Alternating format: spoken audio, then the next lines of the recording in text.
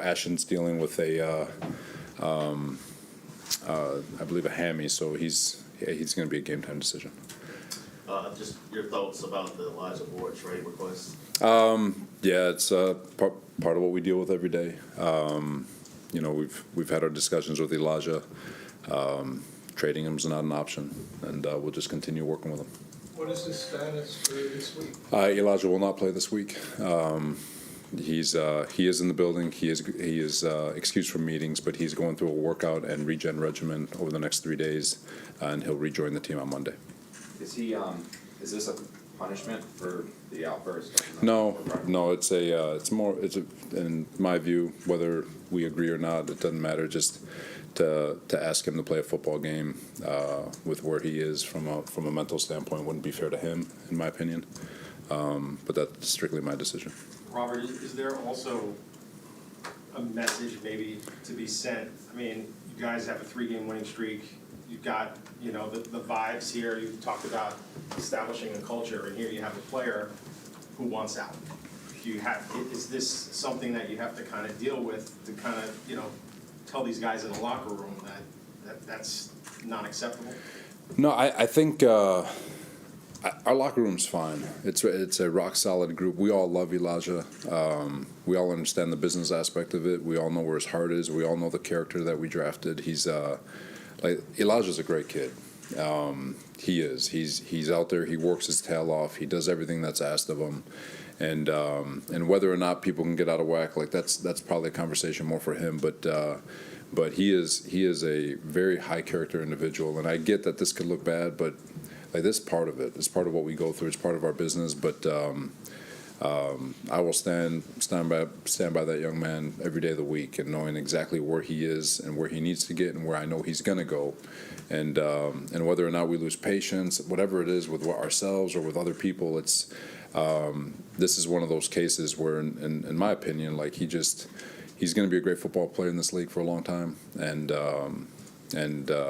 it's just a matter of just being able to stack together a couple of good days and letting the ball roll from there. Robert, he's high character, but isn't this an extremely selfish act? The way offense right now. It could be. You could view it a million ways. You can view it however you want. It's not, for me, just knowing the individual and knowing what he wants.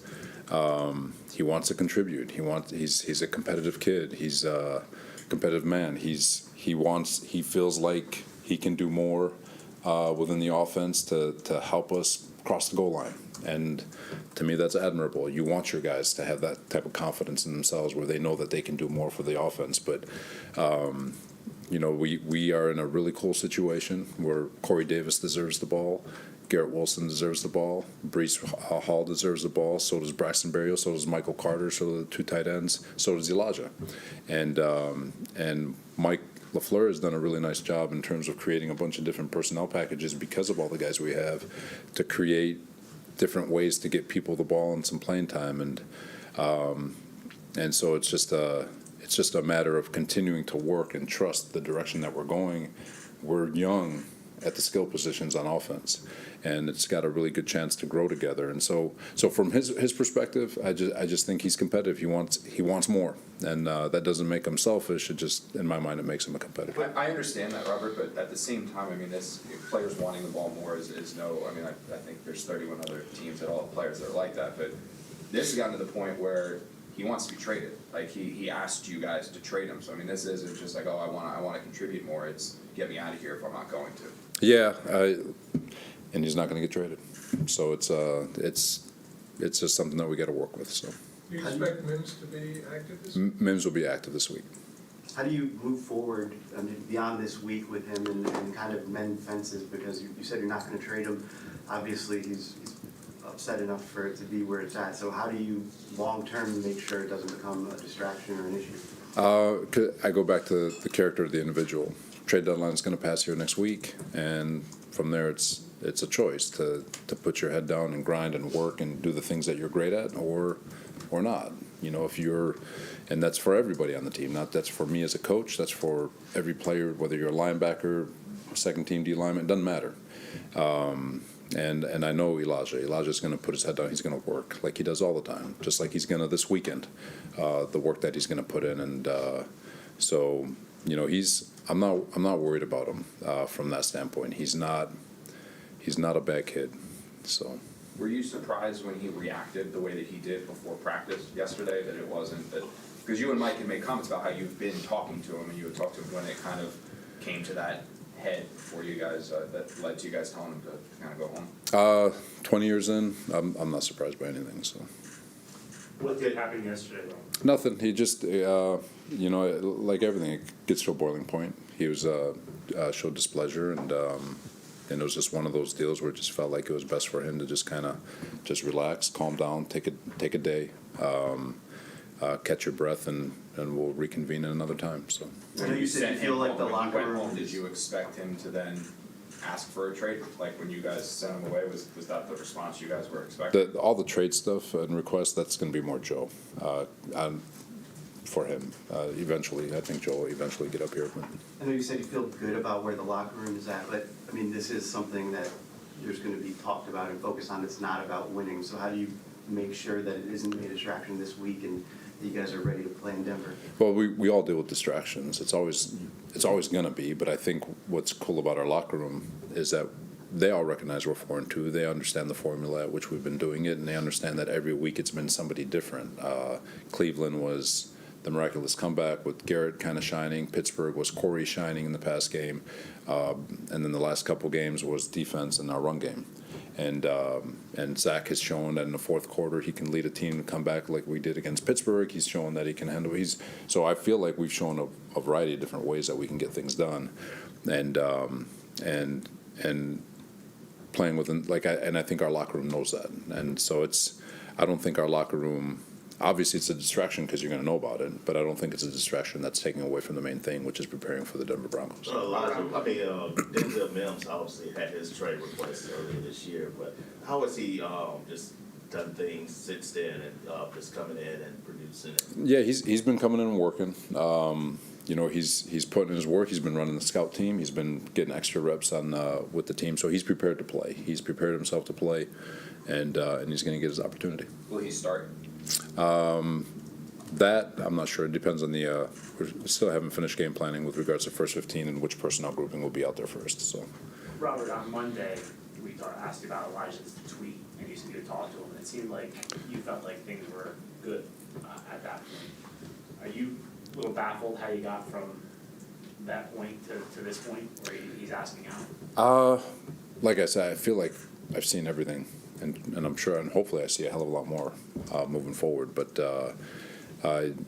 you're always, for me, I always look inward, and I'm trying to self-reflect on what could we do better for him, how can we make things better for him without disrupting the flow of the direction of the organization and the way the offense has been growing together. And we'll continue to do that. We'll continue to find ways to help him get better. We'll continue to find ways to keep him involved in the offense. We'll continue to find ways to do things in a manner that helps everybody in this organization. We're always going to do what's best for the organization, and he's a big part of it. And when we get to where we want to go, Elijah's going to be a big reason why. And that's it's just going to take some time for this young group to get together. Just to be clear, so he's not going through meetings today or practice. He's kind of doing his own. He's on his own. Player. Yeah, he's like an injured player. He's out doing his own thing. He's working out with Nicolini and his staff, and then he's going to regen with the performance staff. And he's going to do that today, tomorrow, and Sunday, going through a game equivalent workout and regen schedule, and he'll rejoin the team on Monday. How did he take the news that he's not going to be traded? That's a question for him. He was fine in our eyes. He's fine, but obviously I can't answer that for him. Robert, do you have to talk to Zach at all? Because yesterday when we spoke to him, he said, hey, it's not like I'm not trying to throw to him, on purpose. I completed 10 passes in the game. We focused on the run and we won, and that's awesome. It seems that that's the attitude that you kind of want all your guys to have. And do you have to kind of say, hey, just keep that focus, Zach, or, Yeah, for all of them, you just, there's, especially for Zach, like if you start trying to push the ball and force the ball to one person, there is a saying that squeaky wheel gets the grease, but if you start doing that from the construct of a scheme where you're trying to execute a game plan, it can get out of whack. Where Zach has been phenomenal is that he's been so much better this year at going through progressions, getting the ball where it needs to get to, doing it in a timely fashion, and being on time with his footwork and his eyes. And as he continues to get better at that, Zach's going to get a lot better. Zach is so far ahead this year than he was a year ago, and he's only going to get better, which is exciting because you got all these first and second year guys on offense that are kind of doing this together. And like I said, that Pittsburgh game, we needed him to be an elite quarterback. And we needed our skill guys to be elite skill guys, and they did that for 2 consecutive drives against a really good defense. So I think they have that mindset. The focus is to do your job. Do your job to the best of your ability, and whatever happens, happens. And if you do that consistently, you're going to consistently like the results. Couple Aren't more you questions. a little surprised this is the storyline for a 4-2 team winning 3 straight, 4 or 5? Hopefully we get a hell of a lot more surprises for the next 20 years. So. Question about the game, to mix it up. Do you expect to see Russell on Sunday, and he's been limited in practice? And then you made a comment the other day about how you think they're close. What makes you think they're close? Fully expecting Russell, ultimate competitor. There's no way he's going to let whatever's ailing him. He's got to be pretty broken to not play. So fully expecting him to play, but Nathaniel Hackett is as good as anyone in terms of getting people open and creating schemes that stress you. And so when you watch the tape, there's a lot of hard concepts to defend as we watch it. So in that regard, check. The players are doing a really nice job executing. They are centimeters off in terms of creating 3 or 4 plays a game where they could be averaging 30 points a game. They've been in the red zone as much as anyone. They're just not scoring. They're not getting it across the goal line. And it's not just scoring, but there's some freak things that are happening where they're not even getting points out of their drives to the red zone. Their defense is playing at an absolute elite level, and so it's just a matter of time for that group when it starts clicking. That's going to be exactly what I think everyone expected, and I think if we can just try to hold them off for one more week, that'd be good. Okay, thanks All everyone. right, thanks guys.